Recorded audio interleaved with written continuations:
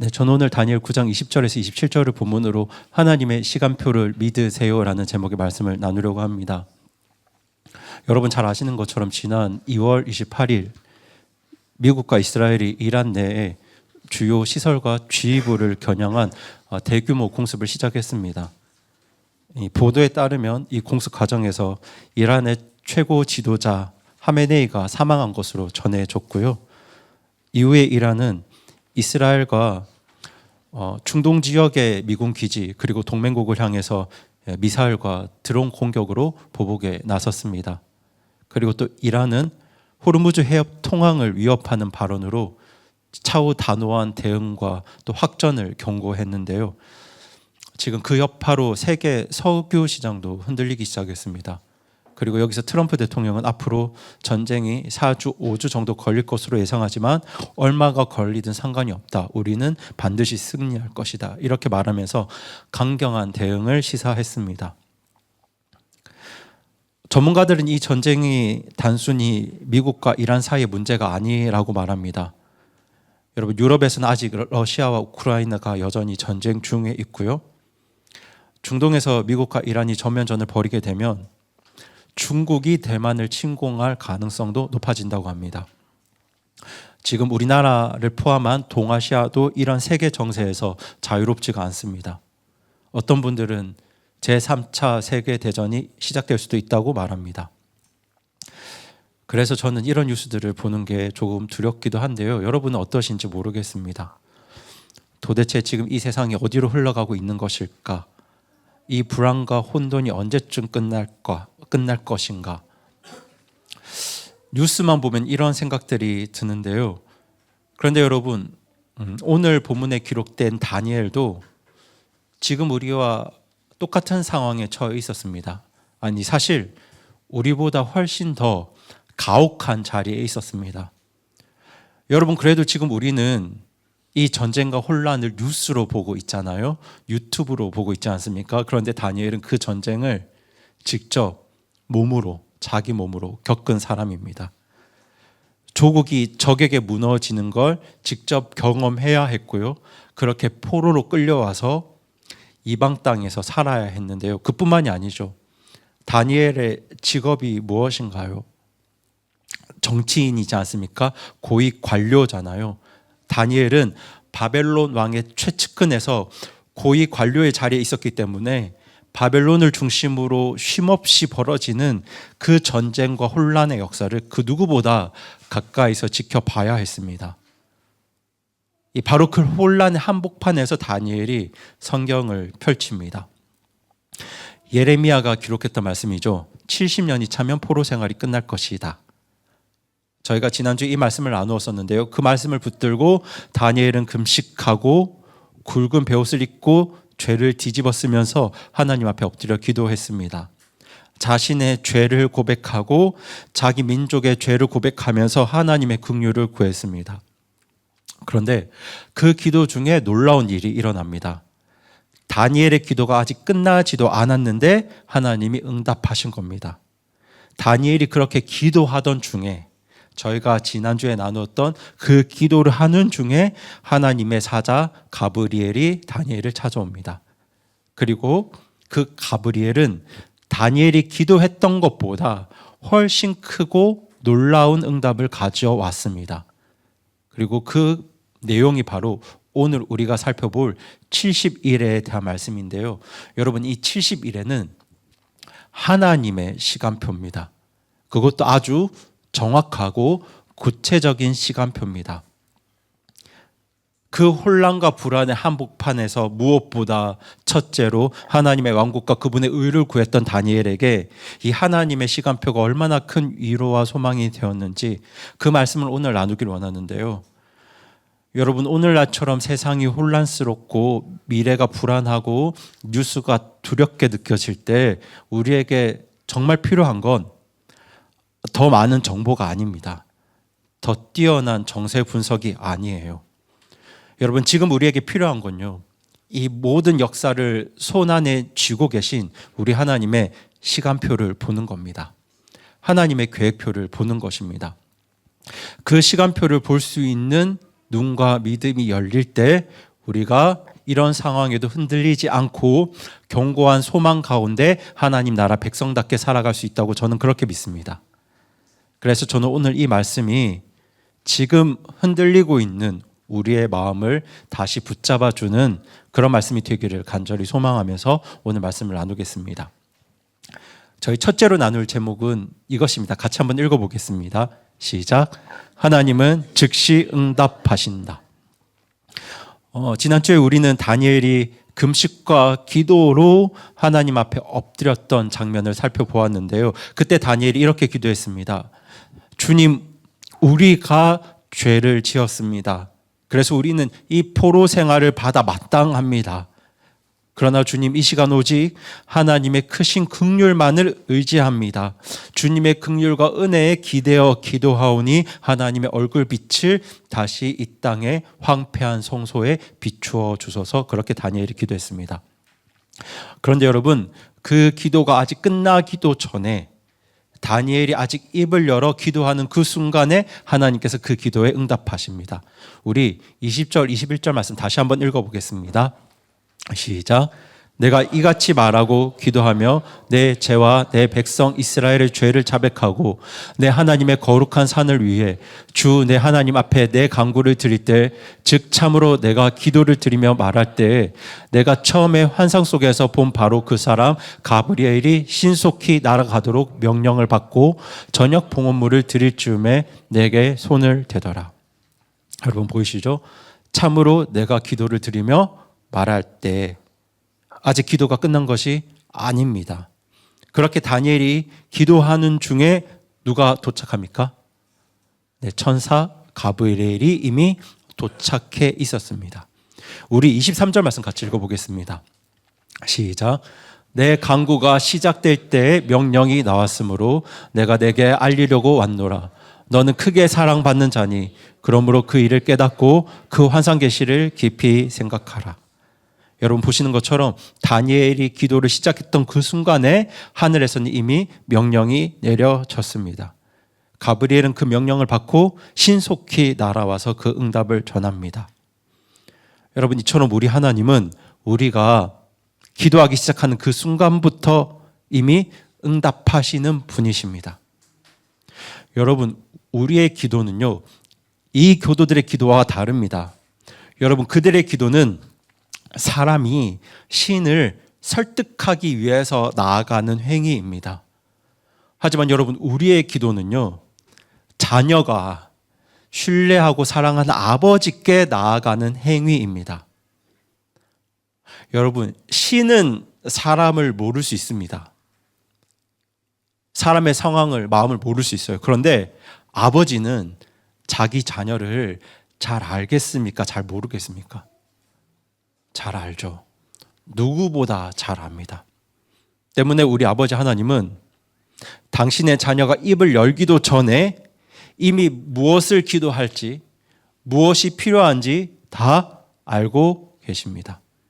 그래서 그 기도에 즉시 응답할 준비를 하고 계신 겁니다. 그래서 이사야 65장은 이렇게 말합니다. 같이 이사야 65장 24절 말씀 읽어보겠습니다. 시작. 그때는 그들이 부르기 전에 내가 응답하겠고 그들이 아직 말하는 도중에 내가 들으리라. 이처럼 우리가 구하기 전부터 이미 응답할 준비를 다 하고 계신 분이 바로 우리 하나님이세요. 여러분, 그 아버지 하나님을 신뢰하면서 담대하게 기도하시기 바랍니다. 네, 담대하게 기도하세요. 그런데 오늘 본문에는 한 가지 더 놀라운 것이 있습니다. 그것은 가브리엘이 가져온 응답의 내용입니다. 여러분, 다니엘이 구했던 기도의 내용 기억하시죠? 다니엘은 하나님의 얼굴빛이 황폐한 성소에 다시 비추어지기를 구했습니다. 그렇게 하나님의 긍휼로 이스라엘이 회복되기를 기도했는데요. 그런데 가브리엘이 가져온 응답을 한번 보세요. 저 24절 말씀 같이 읽겠습니다. 시작. 주께서 내 백성과 내 거룩한 도시에게 70일회를 정하셨나니 이것은 범법을 그치고 죄들을 끝내며 불법에 대하여 화해를 이루고 영존하는 의를 가져오며 환상 계시와 대언을 봉인하고 지극히 거룩하신 분에게 기름을 부으려 하심이라. 여러분, 다니엘이 구한 것은 이스라엘의 회복에 불과했지만 지금 그 기도에 대한 하나님의 응답이 무엇이냐면요, 범법을 그치게 하시고 죄들을 끝내시고, 여러분 죄들을 끝내신다, 이게 얼마나 엄청난 말인가요? 죄들을 끝내시고 불법에 대하여 화해를 이루시고 의를 가져오시는데, 어떤 의를 가져오신다고요? 영존하는 의를 가져오시겠다, 이렇게 답하십니다. 여러분, 다니엘이 구한 것과 하나님의 응답을 비교해 보세요. 다니엘의 기도는 그저 하나님의 얼굴 빛을 비추어 주세요 였습니다. 그런데 하나님의 응답은 영존하는 의를 가져다 주겠다 였습니다. 여러분, 이 차이가 보이시나요? 얼굴 빛이 잠시 비추어지는 게 아닙니다. 영원토록 사라지지 않는 의, 그 영존하는 의를 그 땅에 가져오셔서 우리를 죄로부터 완전히 벗어나게 해 주시겠다. 이것이 바로 다니엘의 기도에 대한 하나님의 응답이었습니다. 여러분, 이 일이 누구를 통해서 가능해집니까? 그렇죠. 메시아 예수 그리스도를 통해서 가능해집니다. 지극히 거룩하신 분 우리 주 예수 그리스도께서 기름 부음을 받으심으로 온 세상의 왕이 되시면 이 세상 죄와 악함의 문제는 완전히 해결되고 끝나고 영존하는 의가 이 세상에 오게 됩니다.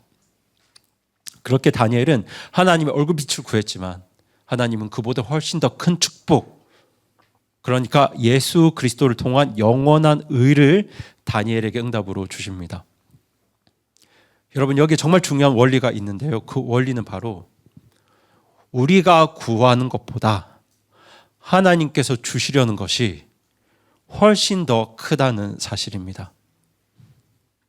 특별히 우리가 하나님 나라 백성으로서 하나님의 영광과 그분의 의를 첫째로 구할 때 하나님께서는 우리가 구한 것보다 훨씬 더 큰 것을 주십니다.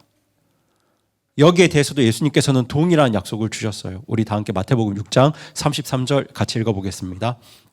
시작. 오히려 너희는 첫째로 하나님의 왕국과 그분의 의를 구하라. 그러면 그분께서 이 모든 것을 너희에게 더하시리라. 여러분, 이 약속을 꼭 믿으셔야 합니다. 많은 분들이 이 약속을 믿지 않는데요, 사실. 여러분, 이 약속을 꼭 믿어야 해요. 특별히 이 땅에 사는 우리가 반드시 믿어야 하는 약속이 바로 마태복음 6장 33절입니다. 그런데 다니엘이 바로 이 말씀대로 산 사람이었어요. 바벨론 최고 권력의 자리에서 세상의 모든 부와 영화를 누릴 수 있었던 그 사람이 황폐해진 고향 땅을 바라보며 그곳에 하나님의 왕국이 회복되기를 간절히 구했을 때 하나님께서는 다니엘이 구한 것보다 훨씬 놀라운 약속을 응답으로 주셨습니다. 그리고 앞으로 그 하나님 나라가 어떻게 완성될 것인지 그 정확한 시간표까지 열어서 다니엘에게 보여주셨어요. 여러분, 오늘도 우리 하나님께서는 동일하게 역사하십니다. 우리도 다니엘처럼 첫째로, 둘째로가 아닙니다. 셋째로가 아니에요. 첫째로 하나님의 왕국과 그분의 의를 구할 때 하나님께서는 즉시 응답하시고요. 그리고 우리가 구한 것보다 더 놀라운 것들로 우리에게 응답하십니다. 그렇게 다른 모든 것들을 우리에게 더하셔서 이 혼란한 세상 가운데서도 흔들리지 않고 하나님 백성답게 살아갈 수 있는 힘과 능력을 우리에게 주십니다. 그러니 여러분, 기도하세요. 기도하십시오. 시대가 너무 불안해서, 현실이 너무 막막해서, 이런 시대에 사는 내게는 아무런 힘과 능력도 없어서 기도가 아무런 의미가 없다고 생각하지 마시고요. 절대 그렇지 않습니다. 아무리 혼란스럽고 불안한 세상이라도, 아무리 내게 아무런 힘과 능력이 없어도 우리가 첫째로 하나님의 왕국과 그분의 의를 구할 때 하나님께서는 즉시 응답하십니다. 그리고 우리가 구한 것보다 더 좋은 것을 주십니다. 그러니까 기도하세요. 기도를 시작하십시오. 그리고 그렇게 기도할 때 무엇보다 먼저 무엇을 구하시라고요? 하나님의 왕국과 그분의 의를 구하십시오. 여러분, 나의 진로를 위해서 기도할 때 나의 왕국과 나의 의를 위해서 구하지 마시고요. 무엇보다 먼저 하나님의 왕국과 그분의 의를 위해서 구하십시오. 여러분, 나의 자녀를 위해서 기도할 때 무엇보다 먼저 하나님의 왕국과 그분의 의를 위해서 기도하십시오. 여러분, 우리나라를 위해서 기도할 때 무엇보다 먼저 하나님 왕국과 그분의 의를 구하시기 바랍니다. 그러면 그 기도가 끝나기도 전에 하늘에서 응답의 명령을 내리시는 분이 바로 저와 여러분의 아버지 되시는 우리 하나님이십니다. 그 아버지를 꼭 믿으시기 바랍니다. 저희 두 번째 제목 같이 읽어보겠습니다. 시작. 하나님은 구체적으로 계획하신다. 여러분, 오늘 나의 현실이 불안하고 혼란스러울 때마다 우리 마음속에서는 이런 생각들이 점점 올라옵니다. 세상이 지금 점점 엉망이 되어가고 있는데 하나님께서 지금 이 세상에 관심은 있으실까? 나의 삶이 점점 이렇게 다 무너지고 있는데 나에 대한 하나님의 어떤 계획이 정말 있기는 한 걸까? 솔직히 저도 이런 생각들 할 때가 참 많았거든요. 사람의 눈에는 하나님의 역사도 하나님의 계획도 잘 보이지 않잖아요. 그리고 설령 보이더라도 아주 모호하게 애매하게 느껴집니다. 하지만 여러분, 성경을 보시면 우리 하나님은 그렇게 모호하게 대충대충 일하시는 분이 아닙니다. 우리 하나님은 아주 구체적으로 계획하시고 아주 정확하게 그 계획을 이루시는 분입니다. 여러분, 요즘 그 젊은 사람들은 MBTI 이야기를 많이 하는데요. 거기에 빗대서 말씀을 드리면 우리 하나님은요, 파워 J이십니다. 완벽한 파워 J이세요. 아주 완벽한 계획형 하나님이십니다. 여러분, 오늘 본문이 바로 그 증거입니다. 지금 24절에서 가브리엘은 다니엘에게 70일애를 선언합니다. 이 70일애가 무엇인지 함께 살펴보려고 하는데요. 우선 먼저 일애라는 단어를 이해하셔야 해요. 여러분, 일애라는 단어는요, 숫자 7을 의미하는 단어입니다. 그러니까 1일에는 7이고 이제 9구단 7단을 하시면 됩니다. 2일에는 14이고 3일에는 21입니다. 때문에 70일이라는 숫자는 490입니다. 그런데 이 1회라는 단어가 히브리어 문맥에 따라서 7일이 될 수도 있고 7개월이 될 수도 있고 7년이 될 수도 있습니다. 이 1, 월, 년, 이 단위가 붙어 있지 않습니다. 그런데 거의 모든 성경학자들이 성경의 문맥과 역사를 볼 때 가브리엘이 말한 70일에는 490일이나 490개월이 아니라 490년으로 보고 있습니다. 그런데 여러분, 기억하시죠? 앞서 다니엘이 기도를 했을 때 그렇게 기도를 했던 이유가 몇 년에 대한 하나님의 약속 때문이었냐면요, 70년에 대한 하나님의 약속 때문이었습니다. 70년이 차면 포로 생활이 끝날 것이다. 그런데 여러분, 그 70년이 몇 일회인가요? 70년은 7일회가 아닙니다, 여러분. 네. 11회입니다. 자, 그렇게 다니엘이 11회에 대한 약속을 붙들고 기도했는데 지금 몇 일에 대한 약속을 받습니까? 네, 70일에 대한 약속을 받습니다. 그렇게 하나님은 11회 뒤에 이어질 70일에 대한 일들을 다니엘에게 알려주시는데요. 이 70일에 490년이 언제 시작되는지가 25절에 기록되어 있습니다. 우리 다 함께 25절 말씀 같이 읽어보겠습니다. 시작. 그러므로 알고 깨달을지어다. 즉 예루살렘을 회복하고 건축하라는 명령이 나아가는 때부터 통치하 메시아가 올 때까지 7일회와 62일회가 있을 것이며 참으로 고난의 때에 거리와 성벽이 다시 건축되고. 여러분, 이 71회의 시작점이 보이시죠? 이 시작점이 예루살렘을 회복하고 건축하라는 명령이 나아간 때부터, 여기가 시작점입니다. 그런데 여러분, 성경을 보시면 예루살렘 재건과 관련된 명령이 4번 나오는데요. 그 첫 번째가 BC 538년 고레스 왕의 명령이고요. 두 번째가 BC 517년 다리오 왕의 명령입니다. 그리고 세 번째가 BC 458년 아닥사스다 왕의 첫 번째 명령이고요. 네 번째가 BC 445년 아닥사스다 왕이 느헤미야에게 내린 두 번째 명령입니다. 이렇게 예루살렘 재건과 관련된 명령이 네 번 등장하는데요. 네 번 있는데요. 이 네 가지 중에서 어느 것이 다니엘서에 기록된 명령이냐면요, 오늘 본문이 직접 그 답을 알려주고 있습니다. 여러분 25장 끝을 보시면 고난의 때에 무엇이 다시 건축되고라고 되어 있습니까? 거리와 성벽이 다시 건축되어 이렇게 되어 있습니다. 그러니까 25절의 명령은요, 성전만 건축하라는 명령이 아니라 거리와 성벽을 다시 건축하라는 명령인 겁니다. 그런데 그렇게 예루살렘 성읍 전체를 재건하라는 명령이 바로 아닥사스다가 느헤미야에게 내린 주전 445년의 명령입니다. 보시면 앞에 세 가지 명령은 성전 재건과 관련된 것들입니다.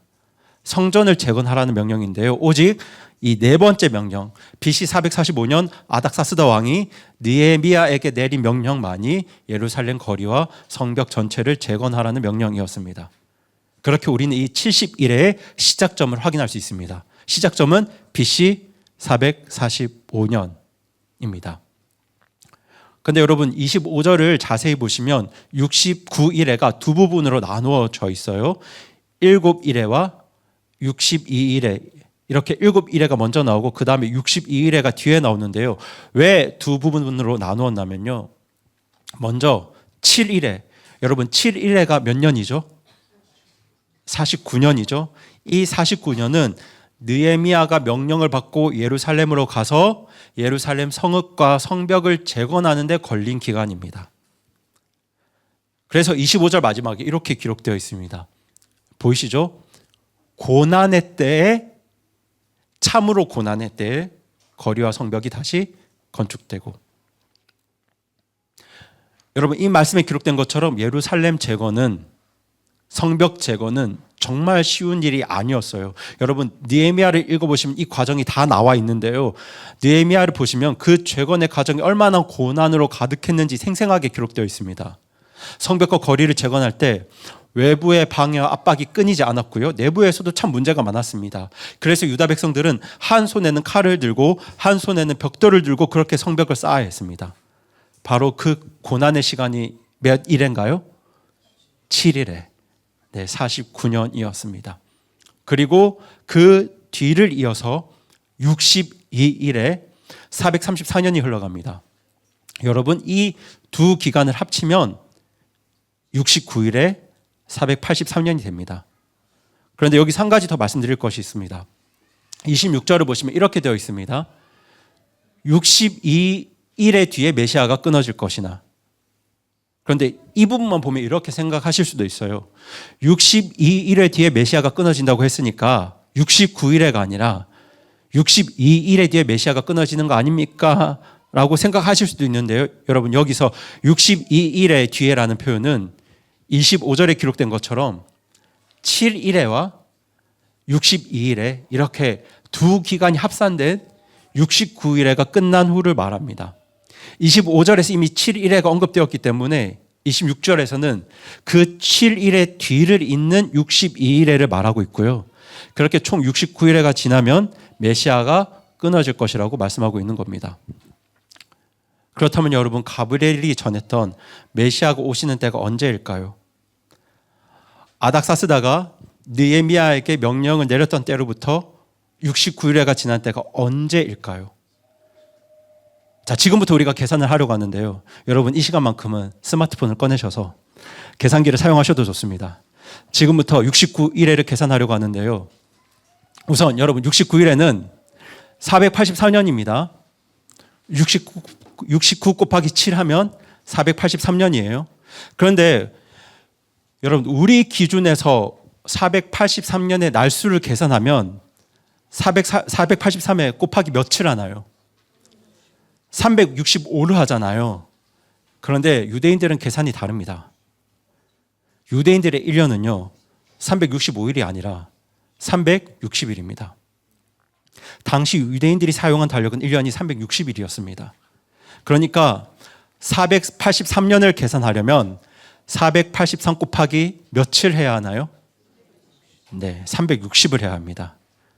여러분 그렇게 360일력으로 계산하면 17만 3,880일이 됩니다. 이렇게 나오시죠? 네, 궁금하신 분은 계산기로 한번 계산해 보세요. 17만 3,880일. 오래전 영국의 학자 로버트 앤더슨 경이 이 날수를 정확하게 계산했는데요. 여러분 예루살렘 성벽을 재건하라는 아닥사스다의 칙령이 내려진 때가 BC 445년 니산월 1일입니다. 여러분 니산월 1일을 오늘날 달력으로 환산하면 대략 3월 중순쯤이 됩니다. 그런데 이때부터 며칠이 지나나요? 17만 3,880일이 지납니다. 여러분 17만 3,880일은 유대식 계산으로는 483년이지만 69일이지만 이 날을 우리가 사용하는 태양력 기준으로 환산하면 476년이 조금 넘습니다. 그러니까 태양력으로 환산하면 주전 445년에서 476년이 지나간 겁니다. 여러분 이때를 계산해 보시면 주후 32년 4월 초가 됩니다. 여러분 챗GPT에다가 주전 445년 니산월 1일부터 17만 3,880일이 지나면 대략 몇 년 몇 월경인가요? 365일 태양력 기준으로 윤년까지 포함해서 계산을 부탁드립니다. 이렇게 물으시면 정확한 답을 줍니다. 여러분 기준에 따라서 차이가 있겠지만 답이 어떻게 나오냐면 4월 2일부터 7일 사이로 나옵니다. 주 32년 4월 2일부터 7일 사이로 답이 나오는데요. 그런데 여러분 주 32년경의 6월절을 우리 달력으로 계산하면요 4월 13일에서 15일 사이로 나옵니다. 그러니까 69일에가 끝나는 시점이 바로 주후 32년경 6월절 직전인 겁니다. 여러분 이때가 언제인 줄 아시나요? 예수님이 나귀를 타고 예루살렘에 입성하셨던 바로 그날입니다. 여러분 이게 얼마나 놀라운 일인지 한번 생각해 보세요. 여러분 지금 하나님께서는 70일에 대한 약속을 주셨는데요. 그 약속은 너의 백성과 너의 거룩한 도시를 향해 주신 약속입니다. 여러분 그 거룩한 도시가 어디입니까? 예루살렘이죠. 그러니까 70일에 대한 약속은 이스라엘 백성과 예루살렘을 향해 주어진 약속입니다. 그런데 다니엘서에 기록된 69일에 17만 3,880일이 지난 그날 지금 예수님이 어디로 들어가시죠? 예루살렘으로 들어가십니다. 여러분 예수님께서 예루살렘에 입성하셨던 그날은요 예수님의 사역 전체에서 정말 특별한 날이었어요. 여러분 예수님은 평소에 자신을 잘 드러내지 않으셨습니다. 병자들을 고치신 후에도 아무에게도 말하지 마라 이렇게 말씀하던 분이었어요. 그런데 여러분 이날만큼은 달랐습니다. 이날 사람들이 예수님을 열광적으로 찬양했을 때 예수님께서는 그 찬양을 막지 않으셨습니다. 여러분 누가복음 17장 37절을 펴주세요. 화면에도 나오겠지만 누가복음 17장 37절부터 저희가 말씀을 읽어보려고 하는데요. 누가복음 17장 37절부터 40절까지 말씀을 저희 함께 읽어보겠습니다. 누가복음 17장 37절, 38절, 39절, 40절입니다. 네, 저희 한 목소리로 읽겠습니다. 시작. 그분께서 가까이 오시되 이제 올리브산에 내리막까지 오셨을 때 제자들의 온 무리가 자기들이 본 모든 강력한 일들로 인해 기뻐하며 큰 소리로 하나님을 찬양하기 시작하여 이르되 주의 이름으로 오시는 왕을 찬송하시어다. 하늘에는 평화요 가장 높은 곳에는 영광이로다 하매 무리 가운데서 바리새인들 중에 몇 사람이 그분께 말하되 하므로 그분께서 그들에게 선생이여 당신의 제자들을 꾸짖으소서 응답하여 이르시되 내가 너희에게 이르노니 만일 이들이 침묵하면 돌들이 즉시 소리를 지르리라 하시니라. 지금 예수님을 환호하던 무리를 본 바리새인들이 예수님을 향해서 이렇게 말합니다. 선생님, 저 사람들 좀 조용히 시켜주세요. 왜 이렇게 시끄럽습니까? 평소 같으면 예수님이 조용히 시키셨을 겁니다. 그런데 이날은 달랐습니다. 예수님이 오히려 어떻게 말씀하시죠? 만일 이들이 침묵하면 돌들이 소리 지를 것이다. 여러분, 이 날은 반드시 찬양이 있어야 했습니다. 이 날은 반드시 선포가 있어야 했어요. 왜냐하면 이 날이 바로 다니엘서에 예언된 69일회가 지나고 메시아가 그곳에 오시는 그 날이었기 때문입니다. 여러분, 이어지는 41절부터 44절을 같이 읽겠습니다. 시작. 그분께서 가까이 오사 그 도시를 보시고 그 도시로 인해 슬피 우시며 이르시되 적어도 이날 즉 내 날에만이라도 너 곧 내가 내 평화에 속한 일들을 알았더라면 얼마나 좋았겠느냐. 그러나 지금 그 일들이 내 눈에 숨겨졌도다.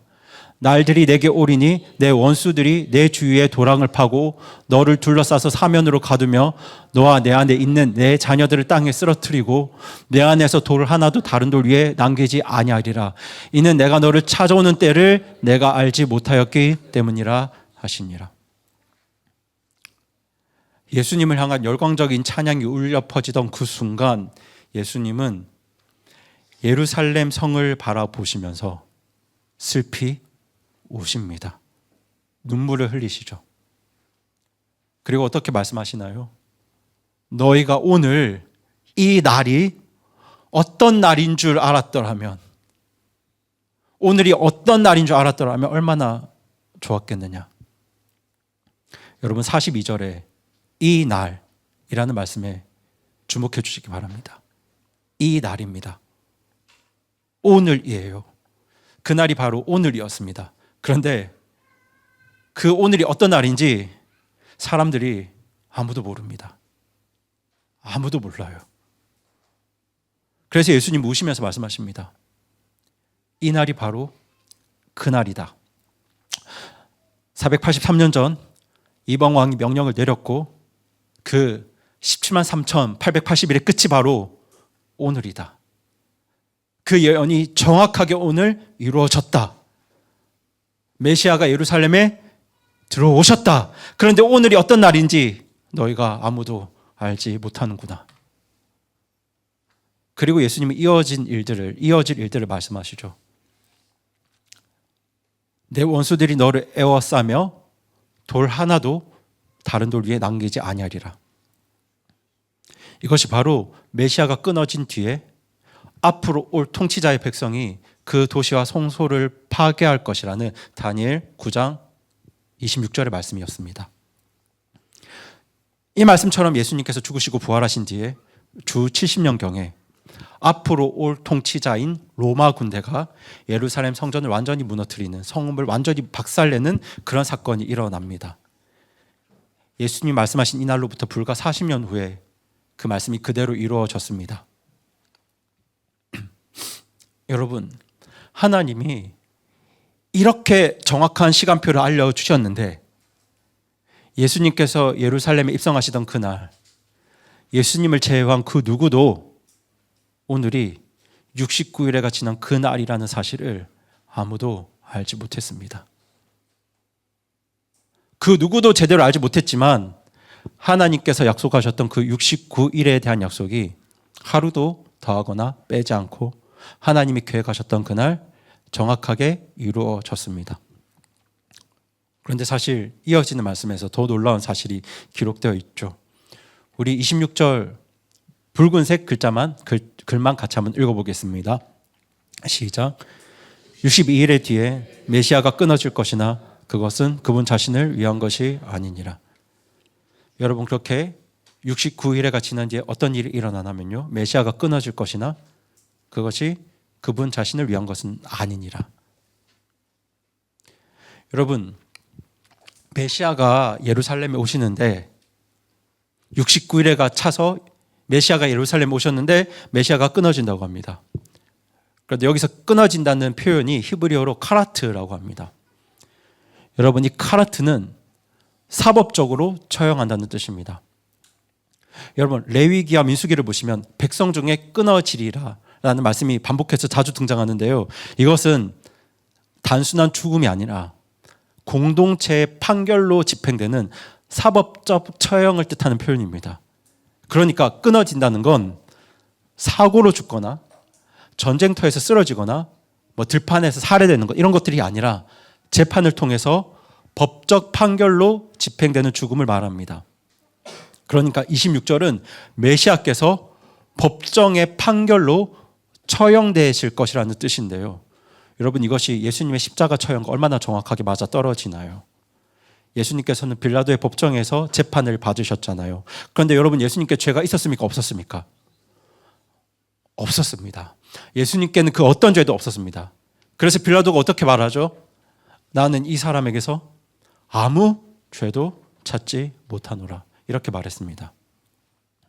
그렇게 아무런 죄가 없으신 분이 법정의 판결로 처형되셨습니다. 아무런 죄가 없으신 분이 왜 법정의 판결로 처형되셨나요? 여러분, 사실 그날 판결받은 죄는 예수님의 죄가 아니라 저와 여러분의 죄였습니다. 그래서 오늘 본문 26절은 메시아가 끊어질 것이나 그것은 그분 자신을 위한 것이 아니니라, 이렇게 말씀합니다. 그분 자신을 위한 것이 아니라 저와 여러분을 위한 끊어짐이었습니다. 그렇게 무려 570년 전에 기록된 이 예언이 예수님의 십자가 위에서 정확하게 성취되었습니다. 그렇게 메시아가 끊어진 후에 앞으로 올 통치자의 백성이 그 도시와 그 성소를 파괴할 것이요 라고 되어 있는데요. 이 말씀도 주 70년경 로마 군대가 예루살렘과 성전을 완전히 무너뜨리면서 예수님의 말씀 그대로 이루어집니다. 여러분, 정말 놀라운 일이잖아요. 지금 오늘 우리가 나누고 있는 이 본문 말씀은요, 이런 일들이 일어나기 570년 전에 다니엘에게 주어졌던 예언입니다. 예루살렘 회복 명령이 내려지는 날부터 483년이 지나면 메시아가 나타날 것이다. 그런데 그 후에 메시아가 사법적으로 처형될 것이다. 그리고 어느 나라의 군대가 와서 예루살렘과 성전을 파괴할 것이다. 여러분, 이 모든 일이 정말 놀랍도록 구체적으로 예언되었고 그 말씀대로 정확하게 성취되었습니다. 여러분, 이것이 얼마나 대단한 일인지 여러분이 실감하셨으면 좋겠습니다. 하나님이 이 모든 일이 일어나기 수백 년도 전에 이미 그 날짜까지 계획하셨고, 그리고 그 계획한 날짜에 하나님이 하려고 하셨던 그 일을 정확하게 이루셨다는 것, 이것이 무엇을 의미하고 있는지 여러분이 꼭 아셨으면 좋겠습니다. 여러분, 지금 세상이 혼란스럽게만 느껴지시죠? 오늘 나의 현실을 볼 때 하나님의 손길이 전혀 보이지 않으실 때가 있죠. 그런데 여러분, 500년 후에 일어날 일을 날짜까지 정확하게 계획하신 하나님이 지금 이 세상을 모르고 계시겠습니까? 지금 중동에서 벌어지는 이 전쟁을 하나님이 모르고 계셨을까요? 여러분, 저와 여러분의 내일과 모레와 내년과 10년 후를 하나님이 모르고 계실까요? 여러분, 우리 하나님은 당신의 백성을 위해서, 당신의 자녀를 위해서 이렇게 정밀하게 계획하시는 분이시고요, 그 계획에 따라 정확하게 성취하는 분입니다. 그렇게 세계 모든 역사의 시간표를 쥐고 계신 하나님께서 저와 여러분의 시간표 또한 우리 하나님이 쥐고 계십니다. 여러분, 그 하나님의 시간표를 신뢰하시기 바랍니다. 사실 저는 20대, 30대 시절 저를 향한 하나님의 시간표가 잘 보이지 않았습니다. 그래서 불안했습니다. 수없이 낙심했습니다. 소망이 없었죠. 저의 마음은 매일 어두웠습니다. 물론 그런 시간들도 저에게 필요했을 겁니다. 하지만 하나님께서는 저 한 사람을 향해서도 구체적인 시간표를 가지고 계셨습니다. 왜냐하면 저를 사랑하시기 때문입니다. 제가 하나님의 자녀이기 때문입니다. 여러분, 구원받으셨나요? 여러분, 하나님의 자녀가 맞습니까? 그럼 하나님은 여러분을 향해서도 아주 치밀하고 정확한 놀라운 시간표를 가지고 계십니다. 여러분, 그 하나님의 시간표를 신뢰하셨으면 좋겠습니다. 오늘이 아무리 불안하고 혼란스럽더라도 우리의 내일을 쥐고 계신 분은 저와 여러분이 아니라 우리 하나님이십니다. 여러분, 그 믿음 가지고 우리의 모든 내일을 쥐고 계신 우리 하나님을, 그 하나님의 시간표를 더욱 신뢰하시기 바랍니다. 그리고 세 번째 저희 같이 읽어보겠습니다. 시작. 하나님은 반드시 완성하신다. 여러분, 지금까지 우리가 하나님의 놀라운 시간표에 대해서 살펴보았는데요. BC 445년에 시작된 하나님의 시간표가 69일에 483년이 지났을 때 예수님께서 예루살렘에 입성하심으로 하루도 틀리지 않고 그날이 정확하게 성취되었음을 우리가 보았습니다. 그런데 아직 끝나지 않았죠. 70일회 중에 69일회가 지났고 아직 마지막 한 일에 몇 년이 남아 있습니까? 네, 7년이 남아 있습니다. 그 7년이 어디로 갔을까요? 자, 우리 27절 말씀 같이 읽어보겠습니다. 시작. 그가 많은 사람과 한 일해 동안 언약을 확정할 것이며 그가 그 일의 한 중간에 희생물과 봉헌물을 그치게 하고 가증한 것들로 뒤덮기 위해 심지어 완전히 끝날 때까지 그것을 황폐하게 하리니 작정된 그것이 그 황폐한 곳에 쏟아지리라 하니라. 여러분, 여기서 우선 그가 누구인지에 대해서 살펴보려고 하는데요. 여러분, 그가 가리키는 가장 가까운 단어는 26절에 있는 앞으로 올 통치자입니다. 히브리어 문법에서 대명사는 바로 앞에 나온다는 명사를 가리킨다, 이 원칙에 따르면 27절의 그는 26절에 앞으로 올 통치자입니다. 그런데 여러분, 여기서 앞으로 올 통치자는 중의적인 의미를 담고 있는데요. 1차적으로 앞으로 올 통치자는 주 70년경에 예루살렘 성전과 성읍을 무너뜨린 로마 제국을 뜻합니다. 하지만 여러분, 성경에서 로마 제국은 훗날 마지막 때에 이스라엘과 예루살렘을 황폐하게 할 적그리스도를 예표하고 있기 때문에 여기서 앞으로 올 통치자는 적그리스도를 가리킨다고도 볼 수 있습니다. 그래서 많은 성경학자들은 27절의 그를 적그리스도로 봅니다. 그런데 여러분, 히브리어에서 대명사가 반드시 가까운 명사가 아닌 경우도 있습니다. 때로는 앞문장 전체 흐름 속에서 더 중심적인 단어를 대명사로 취하기도 합니다. 그런데 여러분, 다니엘서 9장 후반부 말씀을 전체적으로 보시면 27절의 중심 인물은 24, 25, 26절의 중심 인물은요, 사실 앞으로 올 통치자보다는 그 앞에 나오는 메시아잖아요. 그러니까 여기서 그는 적그리스도가 될 수도 있고 메시아가 될 수도 있습니다. 여러분, 27절을 보시면 그가 많은 사람과 한 일해 동안 언약을 확정한다고 합니다. 그런데 히브리어 원문을 보시면 여기 많은 사람에는 정관사가 붙어 있습니다.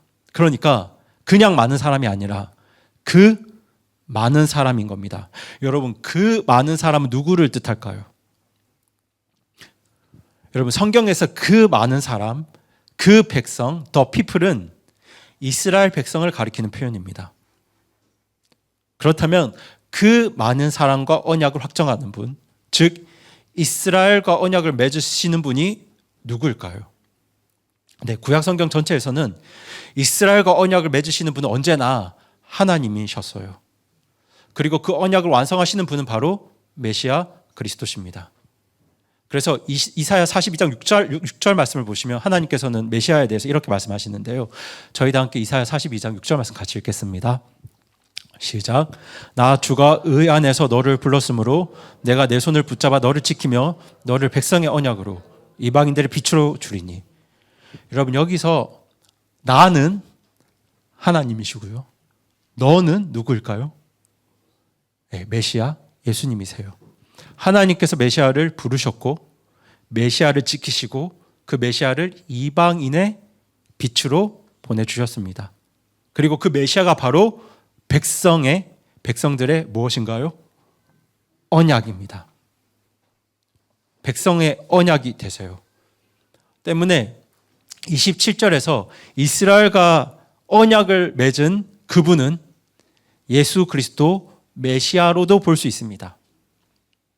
그렇게 보면 27절은 예수님이 이스라엘과 언약을 확정하신다는 뜻이 됩니다. 여러분, 저는 오늘 어느 해석이 맞는지에 대해서 단정 짓지 않으려고 합니다. 심판을 받을 자들 입장에서는 적그리스도가 그일 수 있고요, 하나님의 백성들 입장에서는 그가 메시아일 수 있습니다. 좁게 보면 27절에 그는 분명히 적그리스도입니다. 이스라엘과 7년간 언약을 맺어서 제사와 예배를 그치게 하고 이스라엘을 가증한 것으로 뒤덮을 자는 분명히 적그리스도입니다. 하지만 이 모든 일들을 미리 아시고 또 허락하시고 그 끝을 정하신 분은 누구신가요? 예수님이세요. 메시아십니다. 그러니까 중요한 건 이겁니다. 27절에서 한 일해 동안의 언약을 확정하는 자가 적그리스도일 수도 있고 메시아로도 볼 수 있는데요, 누구도 부인할 수 없는 분명한 사실은 이 모든 역사의 주도권이 우리 예수님께 있다는 사실입니다. 여러분, 하나님의 시간표는 적그리스도가 쓰는 게 아닙니다. 하나님의 시간표를 계획하고 확정하고 약속하는 분은 적그리스도가 아니에요. 하나님의 시간표를 계획하시고 그 계획에 따라 역사의 마지막 페이지를 이루실 분은 오직 우리 주 예수 그리스도십니다. 그렇다면 여러분, 이 마지막 7년이 지금 어디에 있을까요? 예수님이 예루살렘에 입성하신 날로부터 지금까지 약 2000년이 흘렀는데요, 그때가 주후 32년경이었으니까 아직 2000년이 조금 못 되었습니다. 앞으로 6년이 지나면 2000년이 찰 것 같아요. 그런데 그렇게 69번째 일회가 끝나는 그날 하나님은 70일의 시계를 멈추셨습니다. 마치 스탑워치를 누르는 것처럼 아직 7년이라는 시간이 그 시계 위에 남아 있습니다. 어떤 분은 이것이 억지스럽게 느껴질 수도 있는데요, 여러분, 사실 본문 자체가 이미 69일회와 70번째 일회 사이에 명확한 구분을 두고 있습니다. 여러분, 본문 말씀을 보시면 26절에 69일회가 끝난 후의 사건들과 27절에 마지막 한 일회를 명확히 구분해서 기록하고 있고요, 하나님 말씀하는 이런 간격이 있다는 건 사실 성경에서 낯선 일이 아닙니다. 여러분, 예수님께서 나사렛 회당에서 이사야서를 펴서 읽으신 적이 있는데요, 이렇게 말씀하셨어요. 이것도 성경을 펴서 읽었으면 좋겠는데요, 우리 다 함께 누가복음 4장 17절을 펴주시기 바랍니다. 누가복음 4장 17절부터 21절까지 17절, 18절, 19절, 20절, 21절 이렇게 말씀을 저희 천천히 같이 읽어보겠습니다. 네, 같이 읽겠습니다. 17절부터입니다. 시작. 섬기는 자가 대언자 이사야의 책을 그분께 넘겨드리므로 그분께서 그 책을 펴서 이렇게 기록된 데를 찾으시니라. 그 성경 기록이 이르되 주의 영께서 내게 임하셨으니 이는 그분께서 내게 기름을 부으사 가난한 자들에게 복음을 선포하게 하셨기 때문이라. 그분께서 나를 보내신 것은 마음이 상한 자들을 고치며 포로된 자들에게 구출을, 눈먼 자들에게 다시 보게 함을 선포하고 상처 입은 자들을 자유롭게 하며 주의 받아주시는 해를 선포하게 하려 하심이라 하였더라. 그분께서 책을 덮어 섬기는 자에게 다시 주시고 앉으심에 회당에 있는 모든 자들의 눈이 그분께 고정되므로 그분께서 그들에게 말씀하기 시작하시되 이 성경 기록이 이날 너희 귀에 성취되었느니라 하시니. 지금 예수님께서는 이사야에 기록된 메시아의 사역을 묘사하는 구절을 읽으실 때 보이시죠? 주의 받아주시는 해를 선포하게 하려 하심이라. 은혜의 때를 선포하게 하려 하심이라. 여기서 성경을 덮으십니다. 책을 덮으시죠.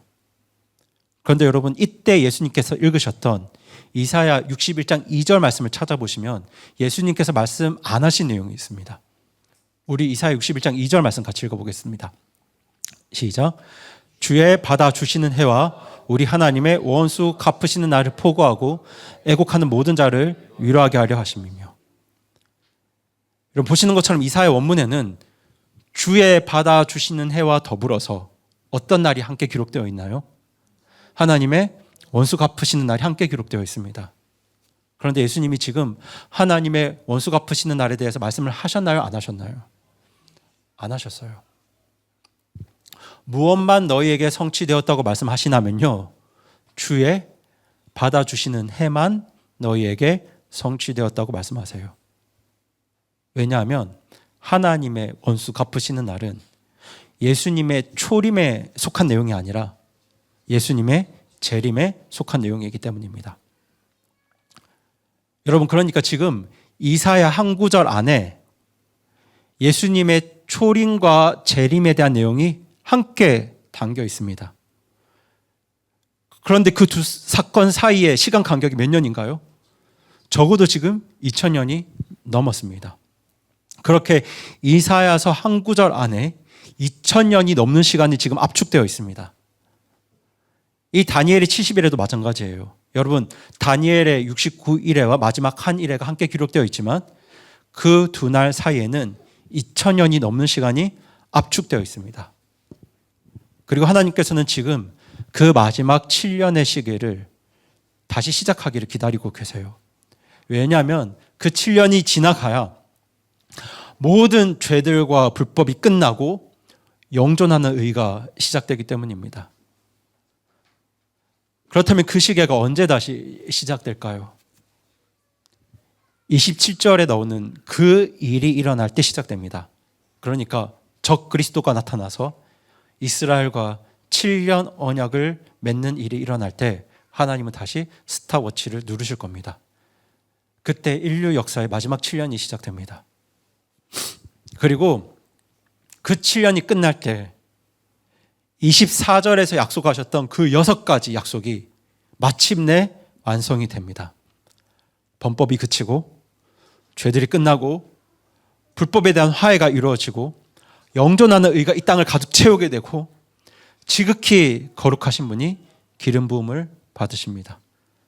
다니엘이 그토록 간구했던 하나님의 왕국과 그분의 의가 온전히 완성되는 그 날이 마침내 오게 됩니다. 그런데요, 여러분, 69일에가 이렇게 정확하게 성취되었다는 건 마지막 한 일에도 그만큼 정확하게 성취될 것을 우리에게 보여주고 있습니다. 여러분, 우리 하나님은 하나님의 정확한 시간표에 따라서 하나님이 계획하셨던 일들을 반드시 이루시는 분이세요. 파워 죄이신 우리 하나님의 계획표에는 미완성이 없습니다. 그 마지막 7년이 끝나는 그날 하나님께서 계획하셨던 그 모든 일들이 반드시 완성될 겁니다. 여러분, 지금 세계 곳곳에서 전쟁이 터지고 있고 화폐 가치는 점점 내려가고 있고 인공지능의 등장으로 우리 미래가 불투명하잖아요. 그래서 지금 수많은 전문가들이 한결같이 하는 이야기가 뭐냐면 앞으로 이 세상이 어떻게 흘러갈지 도저히 예측할 수 없다는 겁니다. 그런데 여러분, 이 모든 일이 하나님의 시간표 안에 있습니다.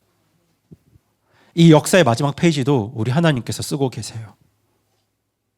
그러니까 여러분이 정말 구원받은 하나님의 자녀라면 이 역사의 끝을 쥐고 계신 하나님이 저와 여러분의 삶도 정확한 시간표를 가지고 인도하신다는 그 사실을 절대 잊지 마시기 바랍니다. 우리가 하나님의 자녀면 하나님은 저를 향해서도 여러분을 향해서도 여러분의 가정을 향해서도 무엇을 가지고 계시다고요? 정확한 시간표를 가지고 계십니다. 이 하나님의 시간표를 믿으세요. 여러분, 오늘 우리가 다니엘 9장 말씀을 통해서 하나님의 놀라운 시간표를 함께 살펴보았는데요. 여러분, 참 우연찮게도 다음 주 나눌 다니엘 10장이 어느 나라 이야기냐면 페르시아 이야기입니다. 여러분, 페르시아가 지금 어느 나라입니까? 이란이죠. 지금 제 마음이 조금 복잡합니다. 왜 하필 이때 다니엘서 설교를 한다고 했을까? 아니, 미국 이란 전쟁이 없으면 좀 편하게 말씀을 준비하고 나눌 수 있거든요. 그런데 이 전쟁으로 워낙 지금 여론이 나누어져 있으니까